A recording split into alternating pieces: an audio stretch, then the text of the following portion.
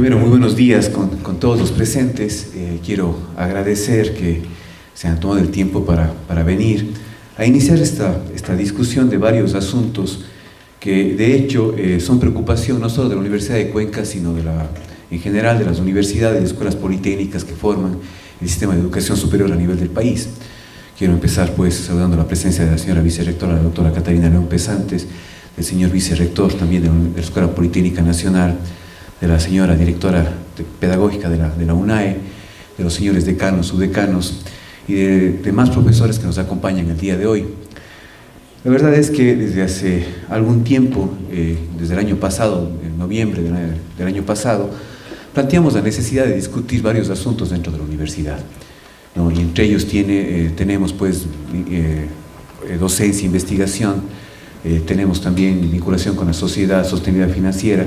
Son 10 asuntos clave que venimos discutiendo, que venimos trabajando, y es necesario a partir del día de hoy darle un impulso nuevo, de tal manera que en tiempos, sobre todo lo más cortos posibles, podamos alcanzar resultados concretos.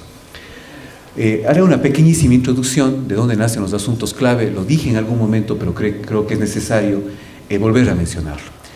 Los asuntos clave fueron tratados por el directorio de la Asamblea de Educación Superior, fueron propuestos por el directorio de la Asamblea y finalmente tratados en varias mesas de discusión a nivel del país. Estos 10 asuntos clave, finalmente hemos empezado a tratarlos también al interior de la universidad desde el punto de vista exclusivamente de nuestra universidad, de la Universidad de Cuenca. Conversaba con el señor vicerrector de la Universidad Politécnica Nacional y me decía que básicamente los problemas son los mismos, particularmente en las universidades públicas a nivel nacional. Tenemos problemas de movilidad, tenemos una estructura todavía débil en cuanto a investigación, una estructura débil institucionalmente hablando, tenemos problemas quizá en procesos académicos y en procesos administrativos que debemos tratarlos al interior de las universidades. Por esa razón es que hemos buscado también a actores externos como el vicerrector, la señora directora el vicerrector de la Politécnica Nacional, la señora directora de la UNAE, ¿no? Y por supuesto también visión nuestra como de la señora vicerrectora, que nos permitan también abordar estos temas, trabajar estos temas y luego después ya trabajarlos y definirlos pues de manera muy puntual en cada una de las mesas que hemos organizado. Aquí tenemos los 10 asuntos clave que han sido planteados por el directorio de la Asamblea y que nosotros actualmente estamos trabajando al interior de la universidad. Permanencia y graduación en los distintos niveles, es de primero, oferta académica, investigación, innovación y desarrollo regional, la integralidad de la educación superior, bienestar de la comunidad universitaria y equidad, aseguramiento de la calidad, internacionalización, autonomía y gobernanza y sostenibilidad financiera. Son 10 asuntos que de hecho en sesiones anteriores con los decanos, con los subdecanos en trabajos, hemos definido varias actividades que van a tratar de apuntalar cada uno de estos asuntos, ¿sí? Por esa razón es que en estos talleres ya hemos definido comisiones que están trabajando en estos asuntos, pero de hecho hay ciertos resultados que todavía faltan por definirlos, trabajarlos y alcanzarlos también en unas comisiones. Por esa razón es que ahora volvemos a relanzar esta discusión, que como decía hace un momento empezó en noviembre del año pasado y las comisiones se han venido reuniendo para poder obtener algunos resultados. Particularmente en estos días vamos a tratar 3 asuntos clave. El primero de ellos es permanencia y graduación. Miren, uno de los grandes retos que tiene el sistema de educación general en términos generales y particularmente las universidades públicas es asegurar que los estudiantes ingresen a la universidad, ¿no? Incrementar los cupos, por ejemplo, pero también garantizar que sus estudiantes lleguen a graduarse. Muchos de los elementos que nosotros miramos en lo que tenemos en la universidad pública más bien apuntan a que exista un bajo nivel de graduación en las universidades, ¿no? Entonces, sí es necesario trabajar, apuntalar, implementar, ¿no? Y ejecutar un modelo educativo que ya tiene la universidad, pero que necesita definir mecanismos de implementación. Definir también los modelos académicos dentro de la universidad es una de las prioridades, ya se está trabajando sobre aquello y tenemos ya las primeras versiones. De hecho, un modelo de consejería académica y una propuesta particular de la Facultad de Psicología que esperamos ya pueda ser elevada a nivel general en la universidad, pero es necesario obtener resultados concretos que salgan con una propuesta general de la universidad. La consejería académica permitiría que cada uno de los estudiantes de la universidad tenga un seguimiento permanente que no sean los estudiantes, ¿no es cierto?, actores que no reciban soporte permanente y que más bien muchas de las veces encuentren dificultades que no puedan recibir soporte para su solución. El perfil del profesor universitario. Como ustedes conocen, nosotros en los últimos 2 años y algo más no hemos realizado realmente concursos de oposición y méritos en la universidad. Primero porque necesitábamos estabilizar la parte financiera, pero también porque necesitamos definir un perfil de profesor que permita cubrir las 3 actividades sustantivas al menos, o 4 quizá, más una actividad adjetiva que es la administración, pero sobre todo docencia, investigación y vinculación con la sociedad. Entonces necesitamos definir este perfil y de hecho también definir quizá mecanismos transitorios que permitan dar la oportunidad a aquellos profesores que vienen trabajando años en condición ocasional para que puedan titularizarse, pero al mismo tiempo, ¿no es cierto?, mirar más allá del tiempo corto, del mediano plazo y quizá buscar ese perfil de profesor, ¿no?, a través del cual deberían llamarse de manera permanente los concursos de oposición y méritos. También infraestructura.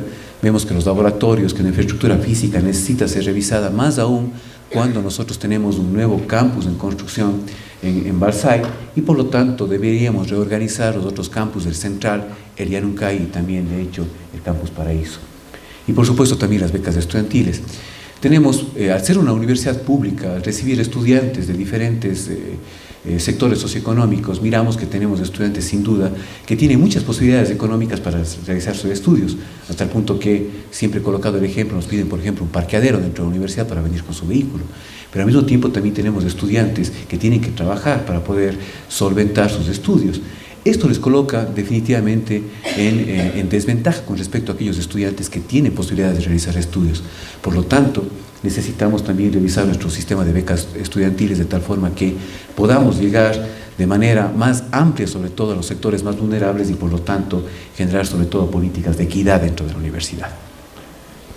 Estos temas se van a tratar durante estos días. Existen comisiones que han venido trabajando en cada uno de estos temas y de hecho lo que quisiéramos es que esas comisiones nos muestren cuál es el avance y sobre todo abrir la discusión en estos temas para que esa misma comisión pueda plantearse o replantearse aquellos aspectos de discusión importantes y finalmente definir los resultados concretos que deberíamos obtener en los siguientes meses de trabajo. Lo segundo, investigación, innovación y desarrollo. Miren, en los últimos años, en los 10 años quizá, se ha puesto mucho énfasis en esta actividad sustantiva con la cual tiene que cumplir la universidad, que es la innovación, que es la investigación. Es una actividad que no ha estado presente de manera permanente, de manera sistemática y también institucionalizada dentro de las universidades del país. Por esa razón es que es una de las actividades que más nos cuesta a las universidades, ¿sí? Que más nos cuesta dar el salto. Conversaba también con el señor vicerrector de la Politécnica Nacional y comentábamos que igualmente tenemos los mismos problemas. La investigación, de hecho, no tiene una estructura dentro de la universidad ecuatoriana en general y también en la Universidad de Cuenca. Por esa razón es que tenemos que discutir aquellos aspectos de investigación, de innovación y de desarrollo con los cuales tiene que comprometerse la universidad y buscar mecanismos que permitan que esos compromisos finalmente se cumplan. Vamos a discutir sobre becas y estímulos. Esto lo que trata es de apuntalar una carrera académica. El Consejo de Educación Superior ha promovido que los profesores tengan un título de PhD. Lamentablemente, esta situación, ¿no es cierto?, ha llevado a que inclusive nosotros empecemos a promover la aprobación de PhD dentro de las universidades y también empecemos a buscar vincular a profesores que ya tienen título de PhD. Pero de hecho esta actividad tiene que realizarse en base a toda una carrera académica, que no necesariamente empieza cuando ya un profesor es contratado como tal, como profesor. La carrera académica quizá empieza antes, con ayudantía de investigación, con ayudantía de cátedra, que es donde realmente empiezan a formarse aquellas personas que tienen vocación para realizar, por ejemplo, investigación. En los actuales momentos, el reglamento de escalafón del Consejo de Educación Superior ya recoge la figura de los técnicos docentes, de los ayudantes de investigación y docencia. Es justamente ahí donde debería empezar la carrera académica y por lo tanto sí deberíamos pensar en reglamentos de becas y estímulos que permitan fortalecer o crear esta carrera académica. Estos reglamentos, algunos están en construcción, pero necesitamos discutirlo, necesitamos retroalimentarlo a partir de lo que las comisiones nos muestran. También necesitamos mirar cómo difundir los resultados de investigación. Se ha hablado mucho de las publicaciones en Scopus, y es de hecho, quizá las publicaciones indexadas en Scopus son las publicaciones que más visibilidad le dan a la investigación a nivel internacional, porque miramos que las conferencias internacionales actualmente, muchas de ellas indexan los artículos presentados en Scopus, ¿no? Es importante hacerlo, pero también en los actuales momentos el Consejo de Evaluación, Acreditación y Aseguramiento de la Calidad del CEACES empieza también a mirar otras opciones. De hecho, las publicaciones nacionales, los libros, ¿no es cierto?, quizá las revistas indexadas nuestras en Latin Index deberían también cobrar fuerza, y por lo tanto deberíamos buscar mecanismos de la universidad, ¿no es cierto?, que permitan que nuestras publicaciones reciban la difusión más amplia posible en Scopus, pero también a través de libros. No deberíamos perder, ¿no es cierto?, la mirada, y no deberíamos desvalorizar a los libros y también a otros índices, sobre todo regionales. La promover la creación de grupos de investigación. La DIUC está trabajando ya en aquello, pero es necesario discutir también, porque el promover grupos de investigación necesariamente va a apuntar a cualquier estructura que nosotros planteemos para fortalecer sobre todo la autonomía de la investigación. En los actuales momentos tenemos una mezcla. Las facultades han venido desarrollando actividades de investigación, actividades de docencia, actividades de vinculación. El hecho de promover grupos debería también promover la discusión sobre la estructura de la universidad, una estructura que le dé mucha fuerza, que le dé también autonomía, ¿no?, cierto grado de independencia a la investigación.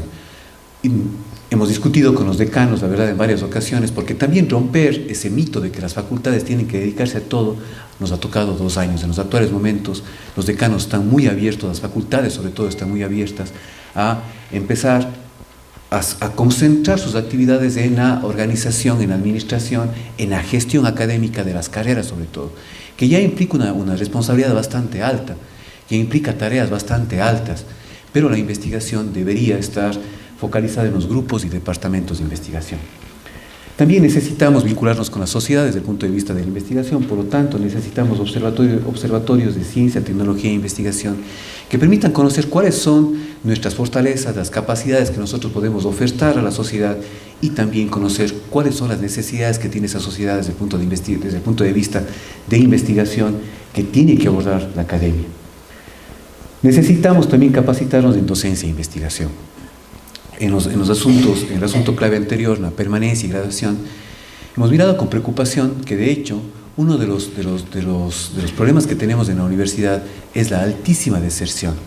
En una encuesta que se hizo en la universidad por parte de los estudiantes que realizaron una tesis de grado, mirábamos con alguna preocupación que nos decían que los estudiantes sentían que uno de los elementos que promueve la deserción es justamente la falta de motivación por parte de los profesores hacia los estudiantes. Tenemos esa encuesta, ¿no? Y eso quizá es uno de los elementos en los cuales deberíamos trabajar, en el tema de docencia sobre todo. ¿Por qué hemos puesto capacitación en docencia e investigación? Porque, como decíamos en un momento, necesitamos un perfil integral de profesor. Un profesor que no solamente haga investigación, que también haga una docencia pertinente, que también haga una docencia que sea sobre todo con calidad y calidez, porque el profesor no solamente debería convertirse o permanecer como aquella persona que transmite conocimiento, y muchas de las veces únicamente un aula magistral, sino debería preocuparse también por la formación integral del estudiante. Y por lo tanto eso necesita una capacitación, porque nosotros somos profesionales. Cada profesor a largo obtuvo un título universitario, quizá obtuvo un título de PhD al hacer como una culminación realmente de su formación en investigación, pero de hecho también nos hace falta capacitación en docencia, y es algo que nosotros no deberíamos descuidar como universidad, porque la falta de capacitación en docencia quizá es uno de los elementos que está incidiendo directamente en los altos índices de deserción dentro de la universidad. ¿Y por qué la deserción es una preocupación? Primero, porque existe un impacto social negativo. Muchos estudiantes nuestros están en las carreras muchos años, y algunos de ellos, muchos, luego de estar 3, 4 años finalmente desertan o salen de la carrera. Eso tiene un costo social alto para el estudiante, pero también tiene un costo económico extremadamente alto para la universidad pública y por lo tanto para el país, ¿no? Si un estudiante está 4 años, 3 años en una carrera y finalmente no logra graduarse, significa que el Estado invirtió una altísima cantidad de dinero en ese estudiante y a la larga nunca obtuvo un resultado y nunca va a obtener un beneficio, ¿sí? Entonces, por esa razón es que es importante la capacitación en docencia. Nosotros pensamos que somos buenos docentes, pero necesitamos realmente mejorar nuestras posibilidades, ¿no?, de formar a los estudiantes.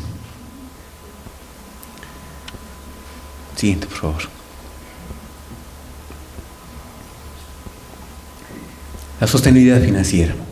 Debo comentarles que la sostenibilidad financiera fue realmente el último asunto clave que propuso el directorio de la Asamblea de Universidades, el directorio de la Asamblea de Educación Superior. Y de hecho, la sostenibilidad financiera fue uno de los elementos que la CENESID no quiso discutir, porque pensaba que el financiamiento que recibían las universidades era suficiente para poder garantizar una educación de calidad. Pero de hecho es un tema que nosotros debemos discutirlo, tanto al interior de la universidad y presionar también hacia el exterior de la Universidad de Cuenca. Presionar particularmente a la CENESID para que, y también de hecho en los actuales momentos a la Asamblea, para que en la ley se recojan no solamente garantías de independencia, garantías de autonomía universitaria, de autonomía académica, pero también garantías de que el presupuesto para las universidades públicas se va a mantener. Este trabajo lo estamos haciendo. Entre el día viernes y el día de ayer, lunes, nos reunimos las universidades públicas justamente para llevar un planteamiento muy concreto a la Asamblea Nacional, de tal manera que, sobre todo en 9 aspectos que le afectan directamente a la universidad pública, podamos tener garantías de que estos aspectos van a ser considerados en las reformas de la Ley Orgánica de Educación Superior. Pero también tenemos que mirar al interior de la universidad, ¿no? Miren, en los actuales momentos, y esto sí debo contarlo con algún grado de sorpresa, hace algún tiempo llegó una queja al Consejo Universitario de un profesor que tiene título de PhD y que de hecho es uno de los profesores que más alta remuneración tiene en la universidad.